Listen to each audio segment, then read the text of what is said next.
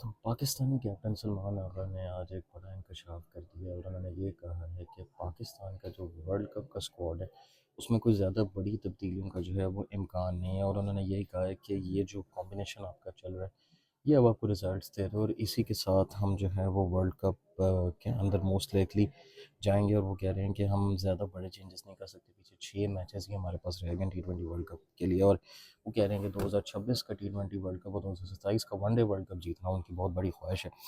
और उन्होंने कहा कि पाकिस्तान अब उनकी कैप्टनसी में कंटिन्यू करेगा in the T20 world cup, और वो ये कि श्रीलंका सीरीज़ जो है वो नए खिलाड़ियों को बेनिफिट करेगा। लेकिन मेरा अभी भी क्वेश्चन है कि आई थिंक सो 1 से 2 चेंजेस अभी भी इस टीम के अंदर हो सकते हैं। और थोड़ा आगा सलमान की एज ए कैप्टन जगह नहीं बनती, लेकिन अब नज़र आ रहा है कि वर्ल्ड कप में थोड़ा ही टाइम रह गया तो फिर उनको कैप्टन रखा जाएगा इस टूर्नामेंट तक।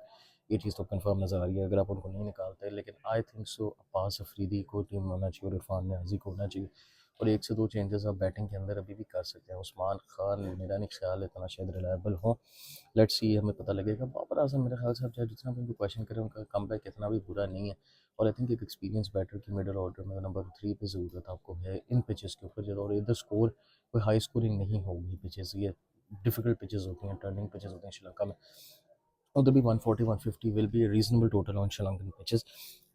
तो मेरा ख्याल है बाबर आजम और उनका जो गेम है वो इधर करामत साबित हो सकती है। डेफिनेटली आई थिंक उनको लेके कंटिन्यू रखना चाहिए।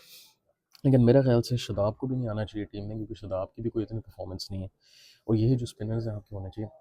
लेकिन मेरे ख्याल से अब्बास अफरीदी और सुफियान मुकीम ये 2 प्लेयर्स टीम के अंदर अर्जेंट बेसिस पे आने चाहिए। और इरफान खान नियाजी, आई थिंक ये 2 से 3 बंदे भी अगर स्क्वाड में आ जाए तो ये अच्छी टीम हो सकती है। और अब्बास अफरीदी का इस वजह से कि T20 में उनका एक्सपीरियंस है, one of the best bowler है। डेथ बॉलिंग आपके मसले नज़र आ रहे हैं और हारिस रऊफ एक्सपेंसिव साबित हो रहे हैं, तो आई थिंक अब्बास को होना चाहिए था। एंड अभी आपकी फास्ट बॉलिंग में प्रॉब्लम्स भी नज़र आ रही थी, डेफिनेटली अब्बास को यूटिलाइज़ करें।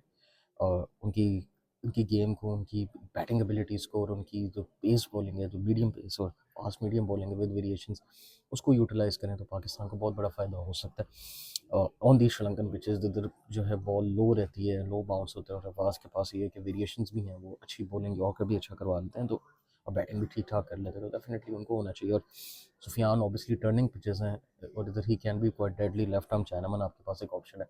सुफियान को डेफिनेटली मौका देना चाहिए। और आई थिंक ये 2 से 3 चेंजेस अगर पाकिस्तान करेगा तो अच्छा है। बाकी मिडिल ऑर्डर पाकिस्तान का प्रॉब्लम नज़र आ रहा है। फरहान और साइम का प्रॉब्लम आ रहा है कि वो इतना परफॉर्म नहीं करे। फरहान रन्स कर गए लकीली, लेकिन उनका भी वो स्ट्राइक रोटेशन बेहतर, साइम बिल्कुल परफॉर्मेंस नहीं दे रहे T20 के अंदर।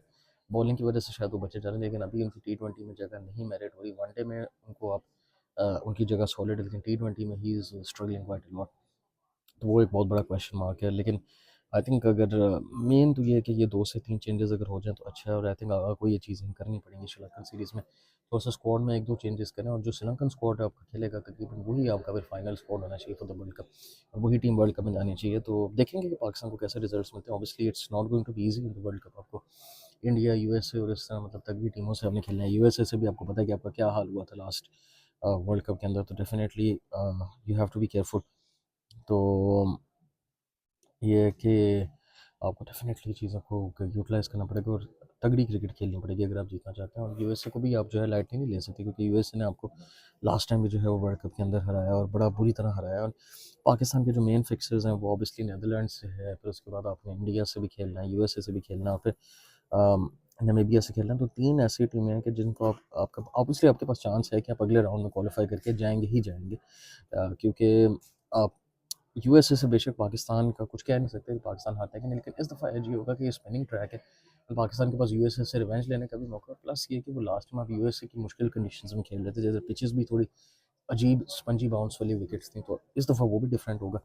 नेदरलैंड्स को भी अब लाइट नहीं ले सकते, लेकिन ये 3 टीम्स ऐसी हैं कि जिनको पाकिस्तान प्रिडिक्टेड है कि हरा सकते हैं। वो ऑन द डे इंडिया को भी हरा सकते हैं, लेकिन इंडिया के खिलाफ आपका कंपैरेटिवली मुश्किल है। लेकिन क्वालिफाई पाकिस्तान और इंडिया को डेफिनेटली करना चाहिए इस ग्रुप में से, क्योंकि इंडिया तो फॉर श्योर नज़र आ रहा है कि वो कर जाएगा क्वालिफाई। उनका अमूमी तौर पर इंडिया का बड़ा कम होता है कि अपसेट हो। पाकिस्तान का आप कुछ कह नहीं सकते, लेकिन डेफिनेटली आई थिंक 3 विक्ट्रीज नज़र आ रही हैं ये पाकिस्तान को मिल जाएंगी इस टूर्नामेंट में। एंड लेट्स सी कि क्या होता है। लेकिन होपफुली जो टीम है ये अगले राउंड तक जाएगी एंड पाकिस्तान अच्छा क्रिकेट खेले और पाकिस्तान आगे ग्रो करे। लेट्स सी कि पाकिस्तान किस तरह जाता है। लेकिन आई थिंक कॉम्बिनेशन में अगर 2 से 3 चेंजेस आ जाए तो ये भी अच्छा होगा। सो अगर that is good video, like share and subscribe to people for more content this, till then good bye from my side, to yourself and अल्लाह हाफिज़।